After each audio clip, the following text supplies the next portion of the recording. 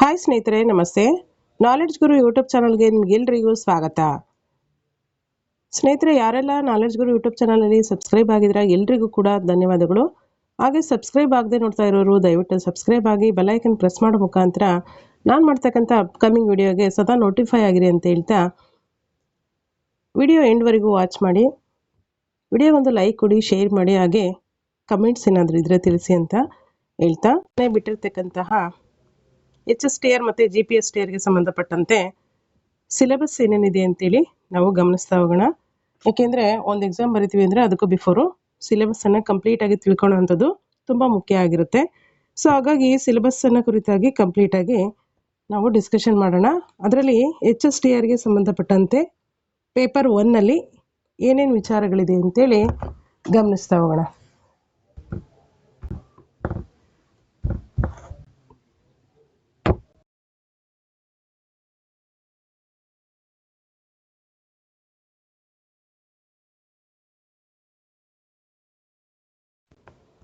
ಸ್ನೇಹಿತರೆ, ಇಲ್ಲಿ ಮುಖ್ಯವಾಗಿ ಗಮನಿಸ್ತಾ ಹೋಗಿ HSTRಗೆ ಸಂಬಂಧಪಟ್ಟಂತೆ ಪೇಪರ್ 1ಗೆ ನಾವು ಏನೆಲ್ಲ ಸಿಲೆಬಸ್ಸನ್ನು ಕೊಡಲಾಗಿದೆ. ಜನರಲ್ ಪೇಪರು ಕಾಮನ್ ಆಗಿ ಎಲ್ರಿಗೂ ಇರ್ತಕ್ಕಂಥ ಒಂದು ಜನರಲ್ ಪೇಪರಲ್ಲಿ ಏನೇನೆಲ್ಲ ಅಂಶಗಳನ್ನು ಇನ್ಕ್ಲೂಡ್ ಮಾಡಿದ್ದಾರೆ ಅಂತೇಳಿ ನಾವು ಒಂದೊಂದಾಗಿ ಗಮನಿಸ್ತಾ ಹೋಗಬೇಕಾಗುತ್ತೆ.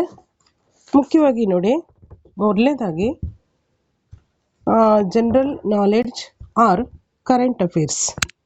ಜನರಲ್ ನಾಲೆಡ್ಜ್ ಮತ್ತು ಕರೆಂಟ್ ಅಫೇರ್ ಅಥವಾ ಕರೆಂಟ್ ಅಫೇರ್ಸ್ಗೆ ಸಂಬಂಧಪಟ್ಟಂತೆ ಎಷ್ಟು ಮಾರ್ಕ್ಸಿಗೆ ಕೊಡಲಾಗುತ್ತೆ ಅಂತಂದರೆ HSTRನಲ್ಲಿ 15 ಮಾರ್ಕ್ಸ್. ಅಂದರೆ GPSTRನಲ್ಲಿ ಏನು ಮಾಡಿದರೆ ಸಾಮಾನ್ಯ ಜ್ಞಾನ ಮತ್ತು ಪ್ರಚಲಿತ ವಿದ್ಯಮಾನಗಳು ಸೇರಿಬಿಟ್ಟು 15 ಮಾರ್ಕ್ಸಿಗೆ ಕೊಟ್ಟಿದ್ದಾರೆ. ಬಟ್ ಇಲ್ಲಿ ಏನು ಮಾಡಿದ್ದಾರೆ HSTRನಲ್ಲಿ ಅಂತಂದರೆ ಜನರಲ್ ನಾಲೆಡ್ಜ್ಗೆ ಸಂಬಂಧಪಟ್ಟಂತೆ ಕರೆಂಟ್ ಇವೆಂಟ್ಸ್ಗೆ ಸೇರಿಬಿಟ್ಟು ಎರಡನ್ನೂ ಇನ್ಕ್ಲೂಡ್ ಆಗಿ ಒಂದರಲ್ಲೇ ಕೊಟ್ಟಿದ್ದಾರೆ. 20 ಮಾರ್ಕ್ಸ್ಗೆ ಕೇಳಲಾಗಿದೆ. ಅದರಲ್ಲಿ ಏನೆಲ್ಲ ಅಂಶಗಳು ಇನ್ಕ್ಲೂಡ್ ಆಗಿದೆ ಅಂತೇಳಿ ನಾವು ನೋಡ್ತಾ ಹೋಗೋಣ. ಮೊದಲನೇದಾಗಿ ಫೇಮಸ್ ಬುಕ್ಸ್ ಆ್ಯಂಡ್ ಆಥರ್ಸ್ ಅಲ್ವಾ, ಪ್ರಮುಖವಾಗಿರ್ತಕ್ಕಂಥ ಪುಸ್ತಕಗಳು ಮತ್ತು ಅದನ್ನು ಬರೆದಂಥವ್ರು ಯಾರು ಅಂತೇಳಿ ಅಟ್ ಪ್ರೆಸೆಂಟ್ ಇರ್ತಕ್ಕಂಥ ಪ್ರಮುಖ ಪುಸ್ತಕಗಳು ಮತ್ತು ಅದನ್ನು ಬರೆದಂಥವ್ರು ಯಾರ್ಯಾರು ಅಂತೇಳಿ ಒಂದಷ್ಟು ಲಿಸ್ಟ್ ಔಟನ್ನು ಮಾಡ್ಕೋಬೇಕಾಗುತ್ತೆ. ಹಾಗೆ ಸೆಕೆಂಡ್ ಒನ್ನು ಇಂಪಾರ್ಟೆಂಟ್ ಇನ್ವೆನ್ಷನ್ಸ್ ಮತ್ತು ಡಿಸ್ಕವರೀಸ್, ಸಂಶೋಧನೆಗಳು ಮತ್ತು ಏನೇನೆಲ್ಲ ಇನ್ವೆನ್ಷನ್ಸ್ ಆಗಿದೆ ಅಲ್ವಾ, ಯಾವ್ಯಾವ ವಿಚಾರದ ಬಗ್ಗೆ ಇನ್ವೆನ್ಷನ್ಸ್ ಆಗಿದೆ, ಡಿಸ್ಕವರೀಸ್ ಏನೇನೆಲ್ಲ ನಡೆದಿದೆ ಅದನ್ನು ಕಲೆ ಹಾಕಬೇಕಾಗುತ್ತೆ. ಹಾಗೆ ಬೇಸಿಕ್ ಸೈನ್ಸ್ ಅಂದರೆ ಕಾನ್ಸೆಪ್ಟ್ಸು ಮತ್ತು ಸೈಂಟಿಫಿಕ್ ಫೆನೋಮಿನಾ ಅವುಗಳ ಬಗ್ಗೆ ತಿಳ್ಕೊಬೇಕು. ಬೇಸಿಕ್ ಸೈನ್ಸನ್ನು ತಿಳ್ಕೊಬೇಕಾಗುತ್ತೆ. Fourth one health and hygienic ಆರೋಗ್ಯದ ಬಗ್ಗೆ ಒಂದಷ್ಟು ಅದರ ಬಗ್ಗೆ ಆರೋಗ್ಯ ಮತ್ತು ಸ್ವಚ್ಛತೆಯನ್ನು ಕುರಿತಾಗಿ ಗಮನಿಸಬೇಕಾಗುತ್ತೆ. ನೆಕ್ಸ್ಟ್ ನೋಡಿ, Karnataka history, culture, art. 6th one Indian history, culture, ancient, medieval ಮತ್ತು ಮಾಡರ್ನ್ ಇಂಡಿಯನ್ ಹಿಸ್ಟ್ರಿ. ಮತ್ತು next 7th one chronology of world history events. ಇವಿಷ್ಟು ಅಂಶಗಳು ಮುಖ್ಯವಾಗಿ ಸೋಷಿಯಲ್ ಸೈನ್ಸನ್ನು ಸ್ಟಡಿ ಮಾಡ್ತಕ್ಕಂಥ ಆಸ್ಪಿರೆಂಟ್ಸಿಗೆ ಎಗೇನ್ ಓದುವಂಥ ಅವಶ್ಯಕತೆ ಇರಲ್ಲ. ಏಕೆಂದರೆ ಇವೆಲ್ಲ ಹಿಸ್ಟ್ರಿಗೆ ಪಟ್ಟಿರ್ತಕ್ಕಂಥ ವಿಷಯಗಳಾಗಿರೋದ್ರಿಂದ ಇವೆಲ್ಲವುಗಳು ಕೂಡ ಅಲ್ಲೇ ಕವರ್ ಆಗಿರುತ್ತೆ. ಸೋಷಿಯಲ್ ಸೈನ್ಸ್ನವರು ಎಗೇನ್ ಓದುವಂಥ ಅವಶ್ಯಕತೆ ಇರಲ್ಲ ಇವುಗಳಿಗೆ ಸಂಬಂಧಪಟ್ಟಂತೆ, ಹಿಸ್ಟ್ರಿಗೆ ಸಂಬಂಧಪಟ್ಟಂತೆ. ವಿಶೇಷವಾಗಿ ಕರ್ನಾಟಕ ಹಿಸ್ಟ್ರಿ ಆಗಿರ್ಬೋದು, ಮತ್ತು ಕಲೆ ಹಾಗೂ ಸಂಸ್ಕೃತಿಗೆ ಸಂಬಂಧಪಟ್ಟಂತೆ ಆಗಿರ್ಬೋದು. ಹಾಗೆ ಇಂಡಿಯನ್ ಹಿಸ್ಟ್ರಿ, ಅದರಲ್ಲಿ ಏನ್ಷಿಯಂಟ್, ಮಿಡಿವಲ್ಲು ಮತ್ತು ಮಾಡರ್ನ್ ಹಿಸ್ಟ್ರಿಗೆ ಸಂಬಂಧಪಟ್ಟಂತೆ. ಹಾಗೆ ಇತಿಹಾಸದ ಒಂದು ಕ್ರೊನಾಲಜಿಕಲ್ ಇವೆಂಟ್ಸ್ಗಳು, ಯಾವ್ಯಾವುದು ಘಟನೆಗಳು ನಡೆದಿದೆ ಇವೆಲ್ಲ ಕೂಡ ಸ್ನೇಹಿತರೆ ಮುಖ್ಯವಾಗಿ ನಾವು ಬೇಸಿಕ್ ಬುಕ್ಸ್ಗಳಲ್ಲಿ ಪ್ರಮುಖವಾಗಿ ಗಮನಿಸ್ತಾ ಹೋಗ್ಬೋದಾಗಿದೆ. ಸೊ ಹಾಗಾಗಿ ಅವುಗಳನ್ನು ಸೋಷಿಯಲ್ ಸೈನ್ಸ್ ಓದಿರೋರಿಗೆ ತುಂಬ ಈಸಿ ಆಗುತ್ತೆ. ನೆಕ್ಸ್ಟ್ ನೋಡಿ, ಬೇಸಿಕ್ ಕಾನ್ಸೆಪ್ಟ್ಸ್ ಆಫ್ ಜಿಯಾಗ್ರಫಿನೂ ಅಷ್ಟೇ ಮೇಯ್ನಾಗಿ ಬೇಸಿಕ್ ಬುಕ್ಸ್ಗಳನ್ನು ರೀಡ್ ಮಾಡ್ತಕ್ಕಂಥವ್ರಿಗೆ ತುಂಬಾ ಈಸಿ ಆಗಿರುತ್ತೆ. Land and people, festivals, population ಮತ್ತು literacy, natural regions, natural resources, food crops ಇವಿಷ್ಟನ್ನು ಮುಖ್ಯವಾಗಿ ಗಮನಿಸಬೇಕಾಗುತ್ತೆ. ಹಾಗೆ ಇಂಡಿಯನ್ ಎಕಾನಮಿ, ಭಾರತದ ಆರ್ಥಿಕತೆ ಬಗ್ಗೆ ನೋಡೋದಾದರೆ, ಭಾರತದ ಆರ್ಥಿಕತೆ ಬಗ್ಗೆ ಕೂಡ ನಾವು ಟೆಕ್ಸ್ಟ್ ಬುಕ್ಗಳಲ್ಲಿ ಗಮನಿಸ್ತೀವಿ, ಬೇಸಿಕ್ ಬುಕ್ಸ್ಗಳಲ್ಲಿ. ಅದರ ಜೊತೆಯಲ್ಲಿ ಮೇಜರ್ ಇಂಡಸ್ಟ್ರೀಸ್ ಯಾವ್ಯಾವುದಿದೆ, ಮತ್ತು ಪ್ರಾಜೆಕ್ಟ್, ಹಾಗೆ ಪಬ್ಲಿಕ್ ಅಂಡರ್ಟೇಕಿಂಗ್ಸ್, ಅವಾರ್ಡ್ಸ್, ಆನರ್ಸ್ ಮತ್ತು ಪ್ರೈಸಸ್, ಇವುಗಳ ಬಗ್ಗೆನೂ ಕೂಡ ಅಟ್ ಪ್ರೆಸೆಂಟ್ ಯಾರ್ಯಾರಿಗೆ ಏನೇನು ಅವಾರ್ಡ್ಸ್ಗಳನ್ನು ಕೊಡಲಾಗಿದೆ, ಏನು ಆನರನ್ನು ಮಾಡಲಾಗಿದೆ, ಯಾವ ಪ್ರೈಸ್ಗಳನ್ನು ಕೊಡಲಾಗಿದೆ, ಯಾವ್ಯಾವ ಕ್ಷೇತ್ರಗಳಿಗೆ ಸಂಬಂಧಪಟ್ಟಂತೆ ಅಂತೇಳಿ ಅದನ್ನು ಡೀಟೇಲ್ ಆಗಿ ನೋಡ್ಕೋಬೇಕಾಗುತ್ತೆ. ನೆಕ್ಸ್ಟ್, ಇಂಡಿಯನ್ ಕಾನ್ಸ್ಟಿಟ್ಯೂಷನ್, ಭಾರತದ ಒಂದು ಸಂವಿಧಾನವನ್ನು ಕುರಿತಾಗಿ ಮೂಲಭೂತ ಹಕ್ಕುಗಳು, ಫಂಡಮೆಂಟಲ್ ರೈಟ್ಸ್, ಲೆಜಿಸ್ಲೇಚರ್, ಎಕ್ಸಿಕ್ಯೂಟಿವ್ ಮತ್ತು ಜುಡಿಷಿಯರಿ ಅಲ್ವಾ, ಕೇಂದ್ರ ಕಾರ್ಯಾಂಗ, ನ್ಯಾಯಾಂಗ, ಶಾಸಕಾಂಗವನ್ನು ಕುರಿತಾಗಿ ನಾವು ಇಂಡಿಯನ್ ಕಾನ್ಸ್ಟಿಟ್ಯೂಷನಲ್ಲಿ ಮತ್ತು ಮೂಲಭೂತ ಹಕ್ಕುಗಳು, ಫಂಡಮೆಂಟಲ್ ರೈಟ್ಸ್ಗಳನ್ನು ಕುರಿತಾಗಿ ಗಮನಿಸಬೇಕಾಗುತ್ತೆ. ಸೊ ಇದು ಕೂಡ ಅಷ್ಟೇ, ಈ ಲೆಸನ್ನು ಕೂಡ ಸೋಷಿಯಲ್ ಸೈನ್ಸಲ್ಲಿ 6 to 10 ಬುಕ್ಕಲ್ಲಿ ರೀಡ್ ಮಾಡಿರೋರಿಗೆ ತುಂಬ ಯೂಸ್ಫುಲ್ ಆಗುತ್ತೆ. ಅದರಲ್ಲಿ ಆಲ್ರೆಡಿ ಓದಿರ್ತಾರೆ ಅವರು, ಸೋಷಿಯಲ್ ಸೈನ್ಸ್ ಟೀಚರ್ ಆಗೋರು, ಅವರಿಗೆ ಎಕ್ಸ್ಟ್ರಾ ಓದುವಂಥ ಅವಶ್ಯಕತೆ ಇರಲ್ಲ, ಅದನ್ನೇ ರೀಡ್ ಮಾಡ್ಕೊಂಡ್ರೆ ಆಗುತ್ತೆ. Next 12th one, current international affairs. ಅದರಲ್ಲಿ ಮುಖ್ಯವಾಗಿ ನೋಡಿ, ಇಂಡಿಯಾಸ್ ಫಾರಿನ್ ರಿಲೇಷನ್ಸ್, ಅಂದರೆ ಪ್ರಚಲಿತವಾಗಿರ್ತಕ್ಕಂಥ, ಅಂದರೆ ಅಂತಾರಾಷ್ಟ್ರೀಯ ಮಟ್ಟದ ಒಂದು ಪ್ರಚಲಿತ ವಿದ್ಯಮಾನಗಳು ಏನೇನು ನಡೆದಿದೆ, ಹಾಗೆ ಭಾರತ ವಿದೇಶಗಳೊಂದಿಗಿನ ಒಂದು ಸಂಬಂಧ ಯಾವ ರೀತಿ ಇದೆ, ರಿಲೇಷನ್ಶಿಪ್ಪು ಏನೆಲ್ಲ ಒಪ್ಪಂದಗಳನ್ನು ಮಾಡ್ಕೊಂಡಿದೆ, ಅವುಗಳ ಬಗ್ಗೆ ಒಂದಷ್ಟು ಕಲೆ ಹಾಕಬೇಕು, ಅವುಗಳನ್ನು ಮುಖ್ಯವಾಗಿ ಕಲೆ ಹಾಕಬೇಕಾಗುತ್ತೆ. ನೆಕ್ಸ್ಟ್ ನೋಡಿ, current state and national affairs, ಅಂದರೆ ಪ್ರಚಲಿತ ವಿದ್ಯಮಾನಗಳಲ್ಲಿ ಮುಖ್ಯವಾಗಿ ರಾಜ್ಯ ಹಾಗೂ ರಾಷ್ಟ್ರೀಯ ಮತ್ತು ಅಂತಾರಾಷ್ಟ್ರೀಯ ಮಟ್ಟದ ಪ್ರಚಲಿತ ವಿದ್ಯಮಾನಗಳು ಏನೇನೆಲ್ಲ ನಡೆದಿದೆ ಅವುಗಳನ್ನು ಮುಖ್ಯವಾಗಿ ಪಾಯಿಂಟ್ಔಟ್ ಮಾಡ್ಕೋಬೇಕಾಗುತ್ತೆ.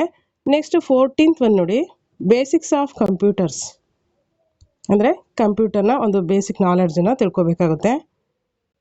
ನೆಕ್ಸ್ಟ್ ನೋಡಿ, chronology of events in world history, ಪ್ರಪಂಚದ ಇತಿಹಾಸದ ಒಂದಷ್ಟು ಘಟನೆಗಳು ಏನು ನಡೆದಿದೆ ಅವುಗಳನ್ನು ಕ್ರೊನಾಲಜಿ, ಅವುಗಳ ಒಂದು ಆರ್ಡ್ರನ್ನು ತಿಳ್ಕೊಬೇಕಾಗುತ್ತೆ. ಇದು ಕೂಡ ಅಷ್ಟೇ ಸ್ನೇಹಿತರೆ, ಸೋಷಿಯಲ್ ಸೈನ್ಸನ್ನು ಸ್ಟಡಿ ಮಾಡೋರಿಗೆ ಇದು ತುಂಬ ಬೆನಿಫಿಟ್ ಆಗುತ್ತೆ, ಇದಿಷ್ಟು ಅಂಶಗಳು. ಹಾಗೆ ಜಿಯಾಗ್ರಫಿಕಲ್ ಟರ್ಮ್ಸ್ ಬೇಸಿಕ್, ಅದರಲ್ಲಿ ಬೇಸಿಕ್ ನಾಲೆಡ್ಜನ್ನು ಪಡ್ಕೋಬೇಕಾಗುತ್ತೆ. ನೆಕ್ಸ್ಟ್ ನೋಡಿ, ಸ್ಪೋರ್ಟ್ಸ್ ಬಗ್ಗೆ, ಸ್ಪೋರ್ಟ್ಸಲ್ಲಿ ಇಂಟರ್ನ್ಯಾಷನಲ್ ಮತ್ತು ನ್ಯಾಷನಲ್ ಫಿಗರ್ಸ್, ಇಂಡಿಯನ್ ಕಲ್ಚರ್, ಭಾರತೀಯ ಒಂದು ಸಂಸ್ಕೃತಿ ಬಗ್ಗೆ ತಿಳ್ಕೋಬೇಕು. ಸೊ ಇದಿಷ್ಟು ಮುಖ್ಯವಾಗಿ ಜನರಲ್ ನಾಲೆಡ್ಜ್ ಅಥವಾ ಕರೆಂಟ್ ಅಫೇರ್ಸ್ಗೆ ಸಂಬಂಧಪಟ್ಟಂತೆ ಪೇಪರ್ 1ಗೆ ಸಂಬಂಧಪಟ್ಟಂತಹ ಒಂದು ವಿಷಯ ಆಗಿದೆ. ಇದನ್ನು HSTRನಲ್ಲಿ ಎಷ್ಟು ಕೇಳ್ತಾರೆ ಅಂತಂದರೆ, ಮುಖ್ಯವಾಗಿ ಇಷ್ಟು ಮಾರ್ಕ್ಸು 20 ಮಾರ್ಕ್ಸ್ ಕೇಳ್ತಾರೆ.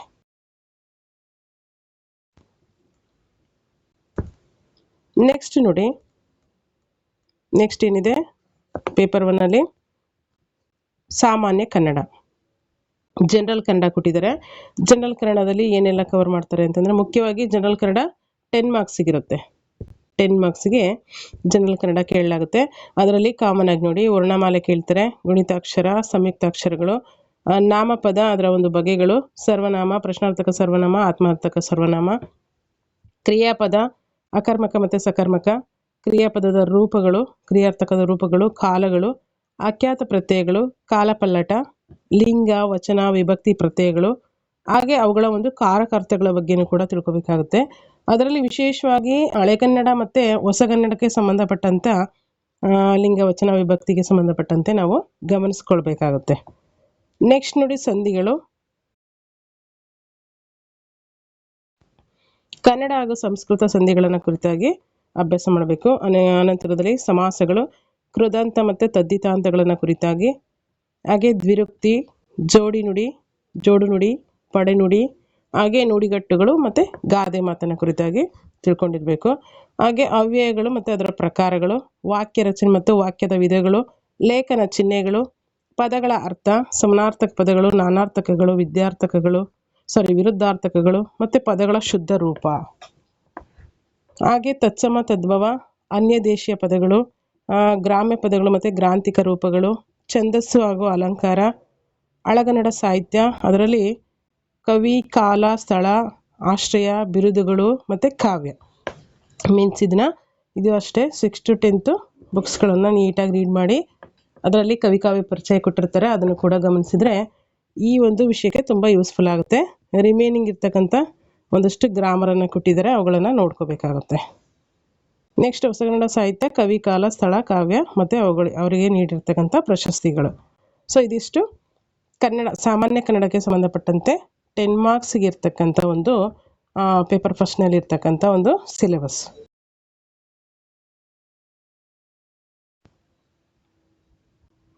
ನೆಕ್ಸ್ಟ್ ನೋಡಿ, ಜನರಲ್ ಇಂಗ್ಲೀಷಲ್ಲೂ ಕೂಡ ಮುಖ್ಯವಾಗಿ HSTRನಲ್ಲಿ 10 ಮಾರ್ಕ್ಸ್ಗೆ ಕೇಳ್ತಾ ಇದ್ದಾರೆ. ಇದರಲ್ಲಿ parts of speech, verbs, next ವರ್ಬ್ಸಲ್ಲಿ ಎಲ್ಲ ರೀತಿ ವರ್ಬ್ಸ್ಗಳನ್ನು ಗಮನಿಸಬೇಕಾಗುತ್ತೆ. ನೆಕ್ಸ್ಟ್ ನೋಡಿ, ಕಾನ್ಕರ್ಡ್ ಅಂದರೆ ಸಬ್ಜೆಕ್ಟ್ ವರ್ಬ್ ಅಗ್ರಿಮೆಂಟ್, ಹಾಗೆ articles, collocations or compound words, idioms, punctuation, phrasal verbs,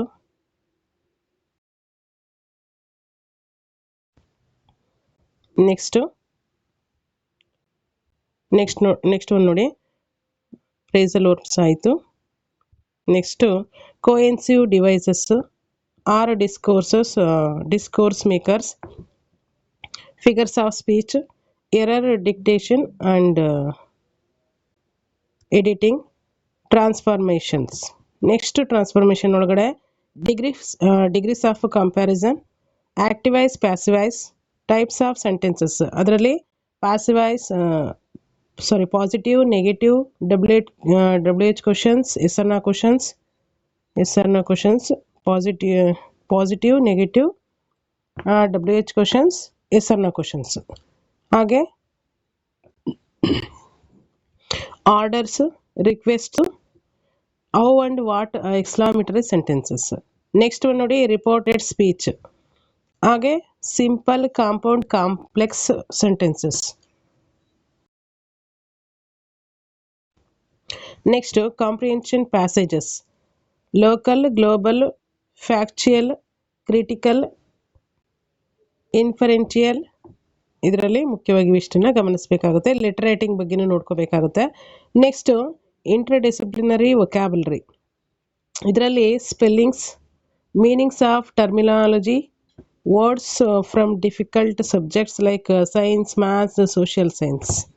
ಇವುಗಳ ಬಗ್ಗೆ ಸಾಮಾನ್ಯ ಇಂಗ್ಲೀಷ್ ಅಥವಾ ಜನರಲ್ ಇಂಗ್ಲೀಷ್ ಬಗ್ಗೆ ಗಮನಿಸಬೇಕಾಗುತ್ತೆ. ನೆಕ್ಸ್ಟ್ ನೋಡಿ, ಎಜುಕೇಷನಲ್ ಸೈಕಾಲಜಿ. ಇದು ಕನ್ನಡ ವರ್ಷನಲ್ಲೂ ಇದೆ, ಇಂಗ್ಲೀಷ್ ವರ್ಷನಲ್ಲೂ ಇದೆ, ಇಂಗ್ಲೀಷ್ ಮೀಡಿಯಮಲ್ಲೂ ಇದೆ. ಸೈಕಾಲಜಿ, ಶೈಕ್ಷಣಿಕ ಮನೋವಿಜ್ಞಾನ, ಎಜುಕೇಷನಲ್ ಸೈಕಾಲಜಿಗೆ ಸಂಬಂಧಪಟ್ಟಂತೆ 15 ಮಾರ್ಕ್ಸ್ಗೆ ಕೇಳಲಾಗುತ್ತೆ. ಅದರಲ್ಲಿ ಮುಖ್ಯವಾಗಿ ಏನೆಲ್ಲ ಅಂಶಗಳನ್ನು ಕವರ್ ಮಾಡಲಾಗಿದೆ ಅಂತಂದರೆ, ಮನೋವಿಜ್ಞಾನ ಮತ್ತು ಅದರ ಅರ್ಥ ಮತ್ತು ವ್ಯಾಪ್ತಿ.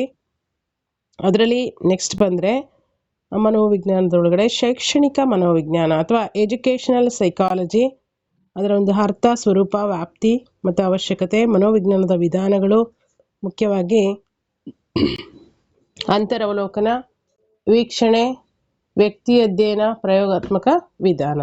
ನೆಕ್ಸ್ಟ್ ನೋಡಿ, ಬೆಳವಣಿಗೆ ಮತ್ತು ವಿಕಾಸ. ಇದರಲ್ಲಿ ಪರಿಕಲ್ಪನೆ, ಬೆಳವಣಿಗೆ, ವಿಕಾಸದ ನಡುವಿನ ವ್ಯತ್ಯಾಸಗಳು, ಹಾಗೆ ವಿಕಾಸದ ತತ್ವಗಳು, ಮಾನವನ ವಿಕಾಸದ ಹಂತಗಳು. ನೆಕ್ಸ್ಟ್ ನೋಡಿ, ಬಾಲ್ಯಾವಸ್ಥೆ ಒಳಗಡೆ ಮತ್ತೆ ಬಂದರೆ ಪೂರ್ವ ಬಾಲ್ಯಾವಸ್ಥೆ ಮತ್ತು ಉತ್ತರ ಬಾಲ್ಯಾವಸ್ಥೆ. ಇದರ ಅರ್ಥ, ಲಕ್ಷಣ ಮತ್ತು ಮಹತ್ವ, ವಿಭಿನ್ನ ಆಯಾಮಗಳಲ್ಲಿ ವಿಕಾಸ ಅಂದರೆ ಶಾರೀರಿಕ, ಮಾನಸಿಕ, ಭಾವನಾತ್ಮಕ, ಸಾಮಾಜಿಕ ಮತ್ತು ನೈತಿಕ ಶಿಕ್ಷಣ. ನೆಕ್ಸ್ಟು ಬಾಲ್ಯಾವಸ್ಥೆ ನಂತರ ಕಿಶೋರಾವಸ್ಥೆ ಅರ್ಥ, ಲಕ್ಷಣ ಮತ್ತು ಮಹತ್ವ, ವಿಭಿನ್ನ ಆಯಾಮಗಳಲ್ಲಿ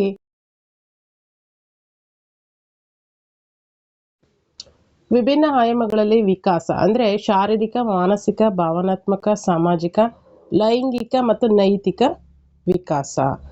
ಹಾಗೆ ವಿಕಾಸ ಸಂಬಂಧ ಕಾರ್ಯಗಳು, ಇದರಲ್ಲಿ ಇಂಪಾರ್ಟೆಂಟ್ಲಿ ರಾಬರ್ಟ್ ಜೆ ಆವಿಂಗಸ್ಟ್, ಅನಂತರ ಅದರ ಸಮಸ್ಯೆಗಳು, ಅಗತ್ಯತೆಗಳು ಮತ್ತು ಶಿಕ್ಷಣ. ನೆಕ್ಸ್ಟ್ ನೋಡಿ, ಇಂಡಿವಿಜುವಲ್ ಡಿಫ್ರೆನ್ಸಸ್, ವೈಯಕ್ತಿಕ ಭಿನ್ನತೆಗಳು.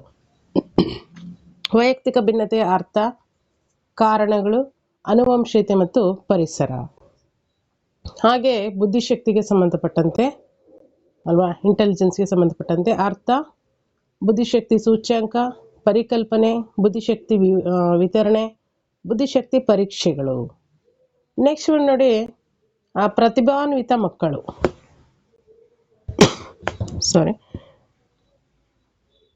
ಪ್ರತಿಭಾನ್ವಿತ ಮಕ್ಕಳಿಗೆ ಸಂಬಂಧಪಟ್ಟಂತೆ ಅರ್ಥ, ಅವರ ಗುಣಲಕ್ಷಣಗಳು, ಅವರಿಗೆ ನೀಡಬೇಕಾಗಿರ್ತಕ್ಕಂಥ ಶಿಕ್ಷಣ, ಹಾಗೆ ಹಿಂದುಳಿದ ಮಕ್ಕಳು, ಅದರ ಅರ್ಥ, ಪ್ರಕಾರಗಳು, ಗುಣಲಕ್ಷಣಗಳು, ಕಾರಣಗಳು, ಶಿಕ್ಷಣ, ಸೃಜನಶೀಲ ಮಕ್ಕಳು, ಅರ್ಥ ಮತ್ತು ಗುಣಲಕ್ಷಣಗಳು ಮತ್ತು ಶಿಕ್ಷಣ.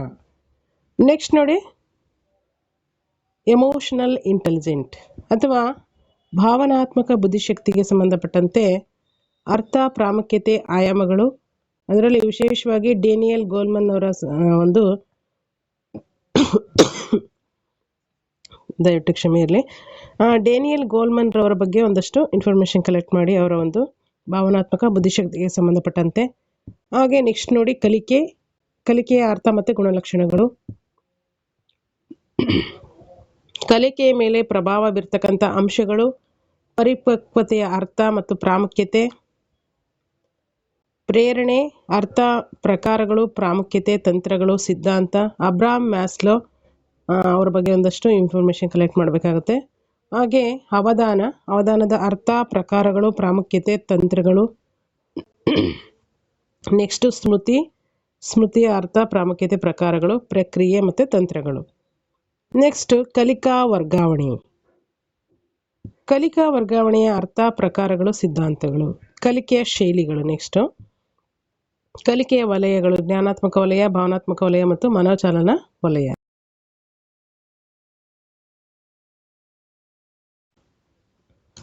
ನೆಕ್ಸ್ಟ್ ನೋಡಿ, 21ನೇ ಶತಮಾನದ ಕಲಿಕೆಯ ಕೌಶಲ್ಯಗಳು ಏನೇನಿದೆ. ಸಂವಹನ, ವಿಮರ್ಶಾತ್ಮಕ ಚಿಂತನೆ, ಸೃಜನಶೀಲ ಚಿಂತನೆ ಮತ್ತು ಸಹಯೋಗ ಕೌಶಲ್ಯಗಳು.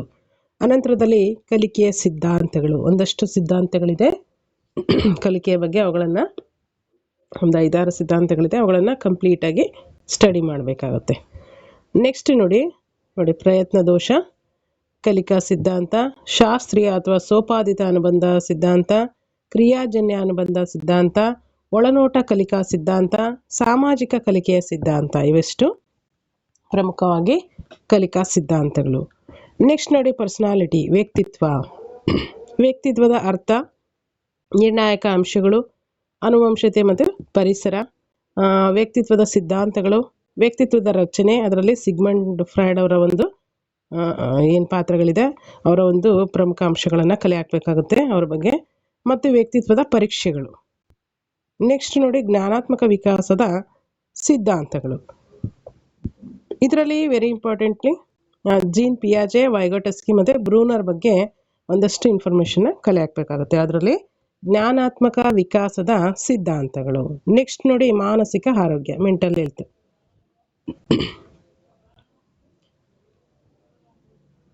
ಮಾನಸಿಕ ಆರೋಗ್ಯಕ್ಕೆ ಸಂಬಂಧಪಟ್ಟಂತೆ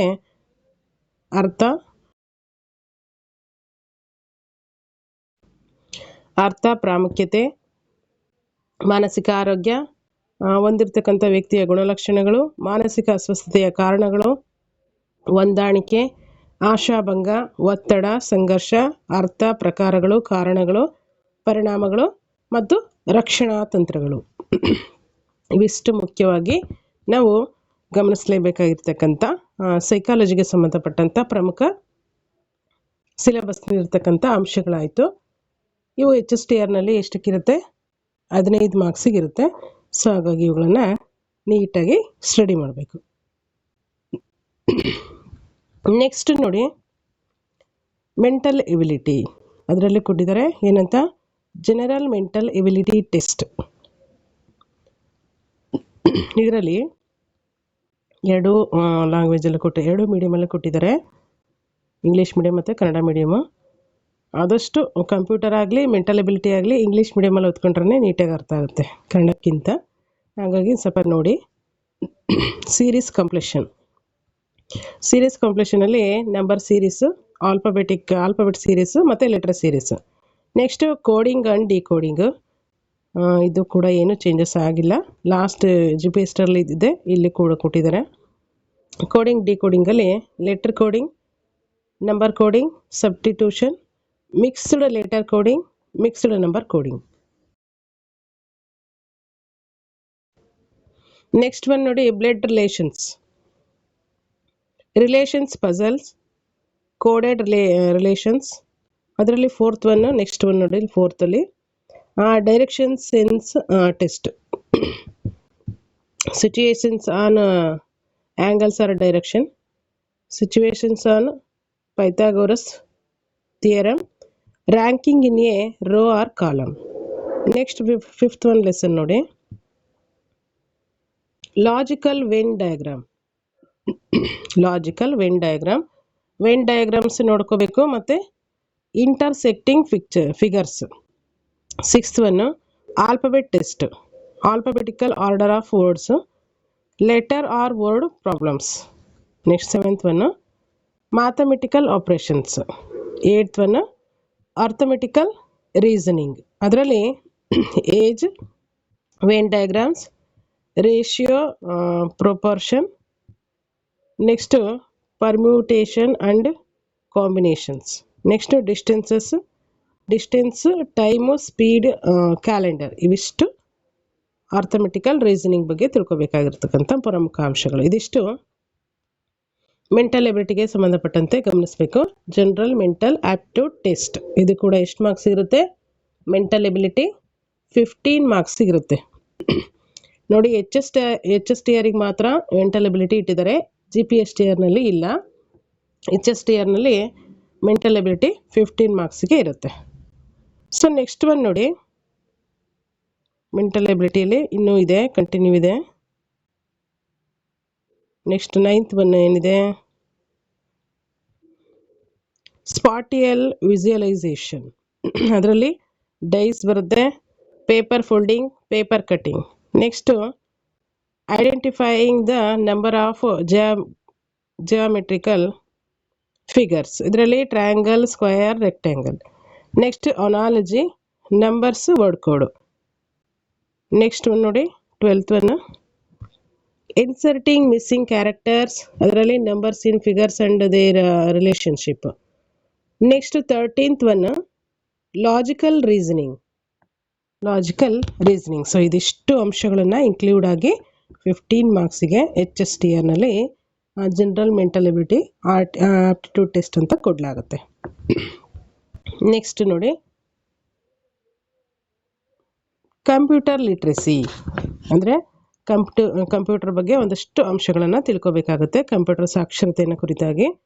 ಇದನ್ನು ಇನ್ ಡೀಟೇಲ್ ಹೇಳಲ್ಲ, ಇಂಟ್ರೊಡಕ್ಷನ್ ಏನಿದೆ ಅಲ್ಲಿಂದ ಯೂನಿಟ್ 1 2 ಮೇನ್ ಏನಿದೆ ಟಾಪಿಕ್ ಅವನ್ನಷ್ಟೇ ಹೇಳ್ತೀನಿ. ಇಂಟ್ರೊಡಕ್ಷನ್ ಟು ಕಂಪ್ಯೂಟರ್ ಫಸ್ಟ್ ಚಾಪ್ಟ್ರಲ್ಲಿ. ಸೆಕೆಂಡ್ ಚಾಪ್ಟ್ರಲ್ಲಿ ನೋಡಿದರೆ introduction to operating system. Third ಚಾಪ್ಟ್ರಲ್ಲಿ ಅಪ್ಲಿಕೇಶನ್ ಸಾಫ್ಟ್ವೇರ್. ಹಾಗೆ ಫೋರ್ತ್ ಒನ್ ನೋಡಿ ಇಂಟರ್ನೆಟ್ ಅಪ್ಲಿಕೇಶನ್ಸ್.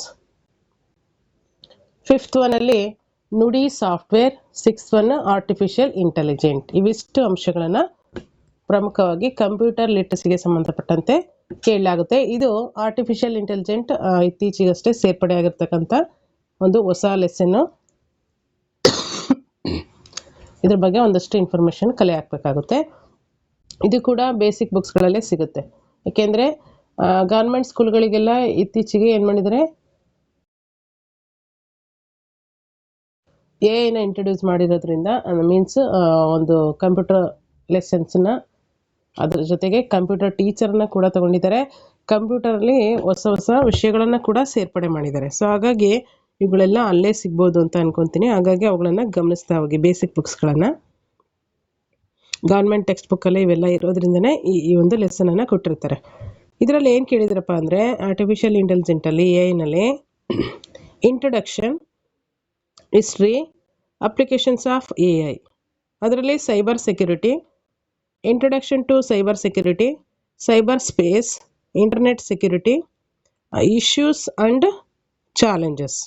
ನೆಕ್ಸ್ಟು ಸೈಬರ್ ಲಾನಲ್ಲಿ information technology law, cyber crimes, data privacy ಮತ್ತು ಪ್ರೊಟೆಕ್ಷನ್, ಇವುಗಳ ಬಗ್ಗೆ 6th ಲೆಸನ್ ಹೊಸದಾಗಿ ಸೇರ್ಪಡೆಯಾಗಿದೆ. ಇವುಗಳನ್ನು ಗಮನಿಸ್ತಾ ಹೋಗಬೇಕಾಗತ್ತೆ.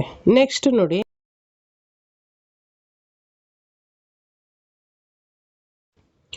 ಆರೋಗ್ಯ ಶಿಕ್ಷಣ. ಆರೋಗ್ಯ ಶಿಕ್ಷಣಕ್ಕೆ ಸಂಬಂಧಪಟ್ಟಂತನೂ ಕೂಡ 6th to 10th ಬುಕ್ಕಲ್ಲಿ ಎಲ್ಲ ಬುಕ್ಸ್ಗಳಲ್ಲೂ ನೀಟಾಗಿ ನೋಡಿದರೆ ಗೌರ್ಮೆಂಟ್ ಟೆಕ್ಸ್ಟ್ ಬುಕ್ಕಲ್ಲಿ ಎಲ್ಲ ಕಂಪ್ಲೀಟ್ ಮಾಡಿದ್ದಾರೆ. ಟೆಕ್ಸ್ಟ್ ಬುಕ್ಕಲ್ಲಿರೋ ಅಂಥದ್ದನ್ನೇ ಇಲ್ಲಿ ಲೆಸನ್ ಕೊಟ್ಟಿದ್ದಾರೆ. ಅವುಗಳನ್ನು ಒಂದ್ಸಲ ವಾಚ್ ಮಾಡಿ, ಗೌರ್ಮೆಂಟ್ ಟೆಕ್ಸ್ಟ್ ಬುಕ್ಕನ್ನು.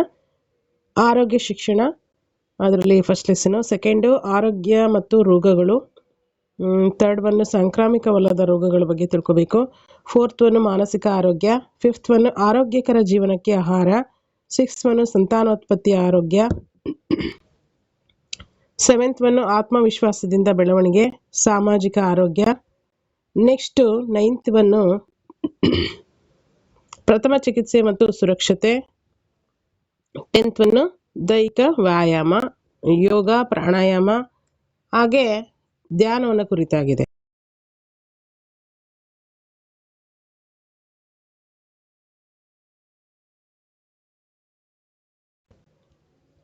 ನೋಡಿ, ಆರೋಗ್ಯ ಶಿಕ್ಷಣಕ್ಕೆ ಸಂಬಂಧಪಟ್ಟಂತೆ ಮತ್ತು ಮೌಲ್ಯ ಶಿಕ್ಷಣಕ್ಕೆ ಸಂಬಂಧಪಟ್ಟಂತೆ ಮುಖ್ಯವಾಗಿ HSTRನಲ್ಲಿ 15 ಮಾರ್ಕ್ಸಿಗೆ ಕೇಳಲಾಗುತ್ತೆ. ಯಾವ್ಯಾವುದು? ಆರೋಗ್ಯ ಶಿಕ್ಷಣ ಮತ್ತು ಮೌಲ್ಯ ಶಿಕ್ಷಣ. ಇದರಲ್ಲಿ ಆರೋಗ್ಯ ಶಿಕ್ಷಣದ ಸಿಲೆಬಸ್ ಏನಿದೆ ಅಂತೇಳಿ ನಾವು ಗಮನಿಸಿದ್ದೀವಿ. ಈಗ ಮೌಲ್ಯ ಶಿಕ್ಷಣಕ್ಕೆ ಸಂಬಂಧಪಟ್ಟಂತೆ ನೋಡ್ತಾ ಹೋಗೋಣ. Value education. ಮೌಲ್ಯ ಶಿಕ್ಷಣದ ಅರ್ಥ, ವ್ಯಾಖ್ಯಾನ, ಉದ್ದೇಶ, ಲಕ್ಷಣಗಳು ಇವುಗಳನ್ನು ತಿಳ್ಕೊಬೇಕಾಗುತ್ತೆ. ವಿಶೇಷವಾಗಿ NCERT ಸಂಸ್ಥೆಯ ಮೂಲ ಮೌಲ್ಯಗಳ ಪಟ್ಟಿ, ಸರ್ವಕಾಲಿಕ ಮೌಲ್ಯಗಳು, ಮಾನವೀಯ ಮೌಲ್ಯಗಳು, ನೈತಿಕ ಮೌಲ್ಯಗಳು, ವೈಯಕ್ತಿಕ ಮೌಲ್ಯಗಳು, ರಾಷ್ಟ್ರೀಯ ಮೌಲ್ಯಗಳು, ಸಾಮಾಜಿಕ ಮೌಲ್ಯಗಳು, ಇವಿಷ್ಟು ಮೌಲ್ಯ ಶಿಕ್ಷಣಕ್ಕೆ ಸಂಬಂಧಪಟ್ಟಂತೆ ತಿಳ್ಕೊಬೇಕಾಗುತ್ತೆ. ಸೆಕೆಂಡ್ ಒನ್ ನೋಡಿ, ಮೌಲ್ಯ ಶಿಕ್ಷಣದ ಬೋಧನಾ ವಿಧಾನ. ಥರ್ಡ್ ಒನ್ ಒಳ್ಳೆಯತನದ ಸಿದ್ಧಾಂತಗಳು. 4th ಒನ್ ಮಾನವ ನಡವಳಿಕೆಯ ನಿಯಮಗಳು ಮತ್ತು ತತ್ವಗಳು.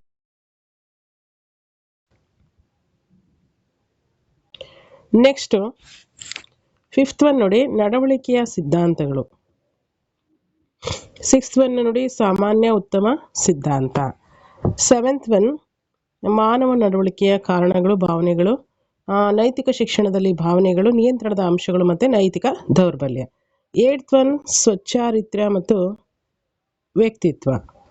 ಇದಿಷ್ಟು ವ್ಯಾಲ್ಯೂ ಎಜುಕೇಷನ್ ಅಥವಾ ಮೌಲ್ಯ ಶಿಕ್ಷಣಕ್ಕೆ ಸಂಬಂಧಪಟ್ಟಿದ್ದು. ಮೌಲ್ಯ ಶಿಕ್ಷಣ ಮತ್ತು ಆರೋಗ್ಯ ಶಿಕ್ಷಣ ಎರಡೂ ಸೇರಿಷ್ಟಕ್ಕಿದೆ. 15 ಮಾರ್ಕ್ಸ್ಗೆ ಕಂಪ್ಲೀಟಾಗಿ ಸಿಲೆಬಸ್ಸನ್ನು ಇಡಲಾಗಿದೆ.